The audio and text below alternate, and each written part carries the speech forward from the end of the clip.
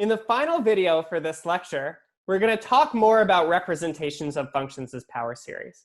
We're going to recall that our first main example was the power series for 1 over 1 minus x. This is the geometric series that we've been studying since the beginning of our discussion of series. This is valid when the absolute value of x is less than 1. This is a power series with radius of convergence r equals 1. Our second main example we saw in the last video was the natural log of 1 plus x. We can represent this function as a power series using a sum from n equals 1 to infinity of minus 1 to the n minus 1, x to the n over n. How did we get here? Is we plugged in negative x in place of x for the main first example to get a power series expansion of 1 over 1 plus x. And then we integrated that power series one term at a time. And we integrated 1 over 1 plus x to get natural log of 1 plus x. There's a plus c, but when we solve for c by plugging in x equals 0 in the series, we see that c equals 0. So we're going to try to do one more main example. And in order to get there, we're going to start with the power series for 1 over 1 plus x squared. We can think of that as 1 over 1 minus negative x squared, which gives the power series expansion, sum n equals 0 to infinity, minus x squared to the n, which you can write as a sum from n equals 0 to infinity of minus 1 to the n times x to the 2n. So what does that look like? 1 minus x squared plus x to the 4th minus x to the 6th, and so on. Okay, so now what are we going to do? We're going to integrate. When we integrate 1 over 1 plus x squared dx, we know that we get arctan of x plus c for some c.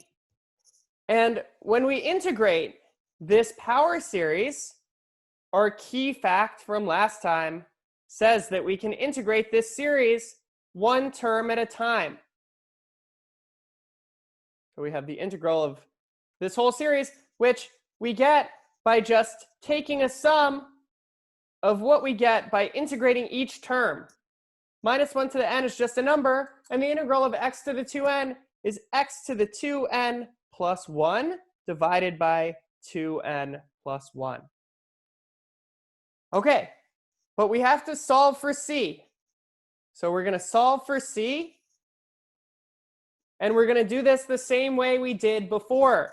We have, on the right-hand side, a power series that's centered at 0. So we're going to plug in x equals 0 on both sides. So on the left-hand side, we get arctan of 0 plus c, which is, well, what is arctan of 0? Sine over cosine equals 0, which means theta equals 0. So this is just c is equal to what we get by plugging in this series with x equals 0. So x is now 0 to the 2n plus 1 over 2n plus 1. But every term here is 0 because it has a positive power of 0. So we get c equals 0, which gives us main example number 3, which is the power series expansion for arctan of x. Arctan of x is equal to a sum from n equals 0 to infinity of minus 1 to the n times x to the 2n plus 1 over 2n plus 1. So it's the same idea. We started with the geometric series. We plugged in something else in place of x. Here we plugged in negative x squared. Then just like we got the power series expansion for natural log of 1 plus x, we now integrated one term at a time in the power series and get the power series expansion for the integral of 1 over 1 plus x squared, which is arctan. and we have to do this one extra thing where we solve for c. So I'll pause and erase, and then we'll talk about one other kind of related idea of things that you can do to compute definite integrals using this series representation of functions. For our last example, let's start with 1 over 1 plus x to the 8th. We can come up with a power series expansion for this function by thinking of this as 1 over 1 minus negative x to the 8th. So we get a sum, n equals 0, infinity, minus x to the 8th to the n, which is the same as the sum, n equals 0, infinity, minus 1 to the n, x to the 8n. And now we'll integrate. So what we get is the integral of 1 over 1 plus x to the 8th dx. And here we'll get the sum from n equals 0 to infinity of the integral of each one of these terms with respect to x, which in this case, minus 1 to the n is just a number, and the integral of x to the 8n is x to the 8n plus 1 divided by 8n plus 1. So what is this here? What is on the left-hand side? Well, this is not an integral we know how to do. So in some sense, what's going on is now we have a power series representation for some antiderivative of 1 over 1 plus x to the 8th. We don't know which antiderivative, right? There's many different antiderivatives. That's why we always have this plus c when we integrate. If you add a constant function, you have another antiderivative. So you can think of there being a plus c here, and we have no way. So we have no way to find c.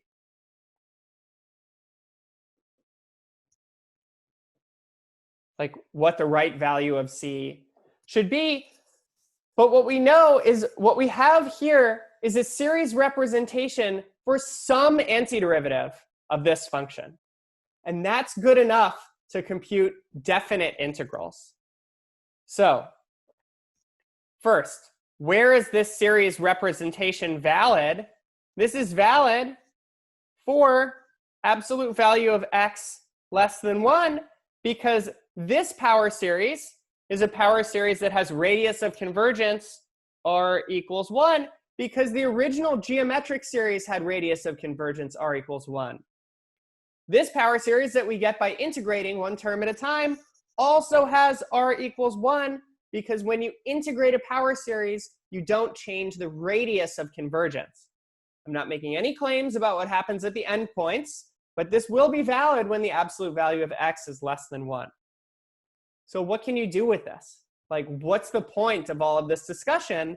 Well, for one thing, this can give you definite integrals that we didn't know how to do before. So let's take like the integral from 0 to 1/2 of 1 over 1 plus x to the 8th dx. FTC2 says that this is f of 1/2 minus f of 0, where f is some antiderivative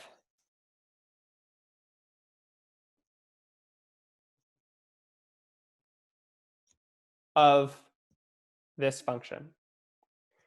All right, well, what is one antiderivative? It's the one that has this series representation.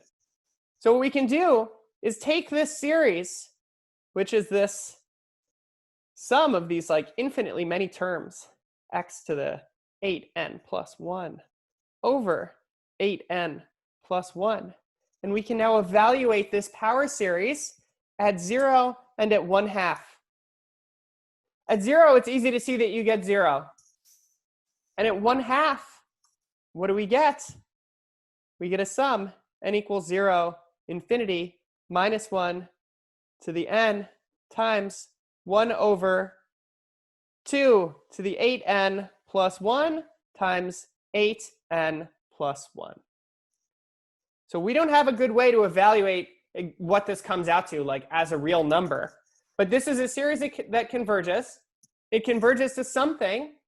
And this integral, the definite integral given here, is the value of this series. So one thing that's really, really cool, that if you go on and take, more sort of engineering or science classes where you have to compute integrals of functions, like with a computer, a lot of the time when a computer or a calculator tells you the value of a definite integral, this is some version of what they're doing here. So this whole discussion about representing functions as power series, part of what it's good for is it lets us do a bunch of integrals that we couldn't do before. Remember, there's this issue that we don't have a good way to understand what this c is, but when you apply FTC2, the plus c's cancel out, so it doesn't matter which antiderivative you pick. So one last important thing I want to emphasize, the integral from 0 to 1/2, those values 0 and 1/2 are within the range where this series expansion is valid. Absolute value of x is less than 1 than 1. So if you wanted to know something like the integral from 1 to 3 of 1 over 1 plus x to the 8th dx, we would have no idea what to do because we don't have a series expansion for this function that's valid on this interval that we're integrating over. So here, this is different than the integral from 0 to 1/2, where we have a series representation, power series representation of our function that we got from the geometric series and then integrating term by term.